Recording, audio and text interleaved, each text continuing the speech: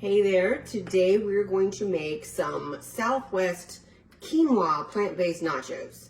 And you're like, what the heck is that? So I use quinoa and things because it has some substance to it, and it almost would be like if you were eating hamburger consistency, but it's more of a plant-based protein, and it's got a lot of fiber to it. And you know, it has some good omegas in there, so all the healthy stuff that you need without the saturated fats that you would find in a hamburger. So these nachos I made up one night because I was hungry and I was craving nachos, and that's what I do. So I figured, what do I want? As you know, how can I revamp something that's not so healthy and make it healthier? And this was born.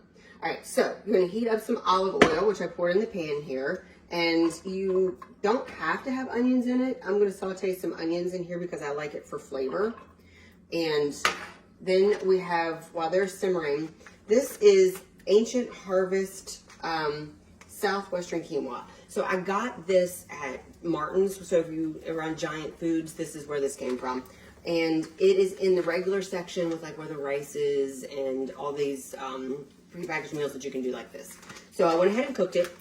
90 seconds is all that it took to do that.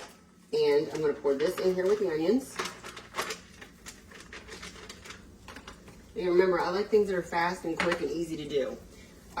This is enchilada sauce. You can do the organic if you want, or you know, just any old good enchilada sauce. We'll pour that in there. Some black beans, you know, some fiber, substance. These have been drained. Okay, I drained that can. And we're going to use some corn. So it's Southwestern, right? You got to have a little bit of corn. This is a 11-ounce can of corn. So dump that in. And I like spice, so we're going to do some crushed chili peppers in there. Now, you're also going to use a packet of taco seasoning. Put that in there. I'm going to stir that all up. If it gets too thick because of the taco seasoning, you can put a little bit of water in there if you want to. But I kind of found that if I used the whole can of enchilada sauce, I didn't really need the extra water. It's all personal preference. I'm giving you the base, and you can modify it yourself from there the way that you like things, because we don't all like the same seasonings and stuff. So mix that all up. And if you want to take a look at that and how that looks, I am actually going to use a little bit of water. This is a different taco seasoning than I've used before.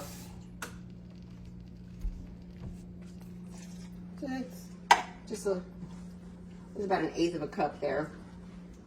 And stir it up, because as it simmers, it's going to absorb some of that water.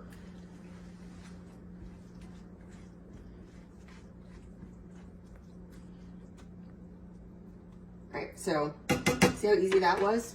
And I actually have a couple of whole red chili peppers here. I got these at Food Lion. I'm sure you can get them anywhere. You don't need a whole lot. They look good. I like them.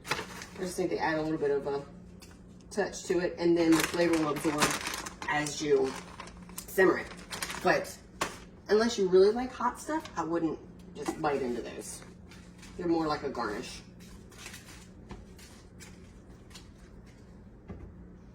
Okay. So while that's simmering there for a minute, come over here. So we have some toppings. You can top this with whatever you want. So we're trying to stay away from regular cheese because it has a lot of saturated fat in it. So hamburgers has a lot of saturated fat in it. You know, all that, the animal-based fats, you know, are not as good for you. They don't have any benefit to them, so that's why we're trying to revamp with the plant-based stuff. But our super green chips, put those in the bottom. Like I said, I got these seasonings here. And I'm going to take my chips over.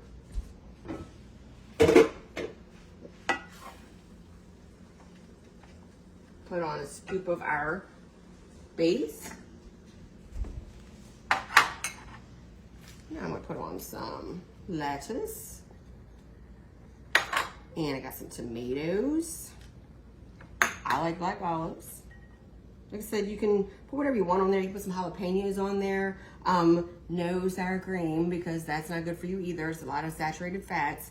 And then this is some vegan cheese that we made. If you look, one of our other videos has the vegan cheese in it.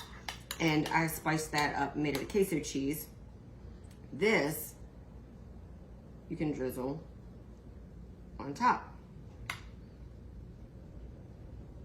And there you go. Now you have Southwest plant-based nachos made with quinoa. Hope that you'll try this and you might like it.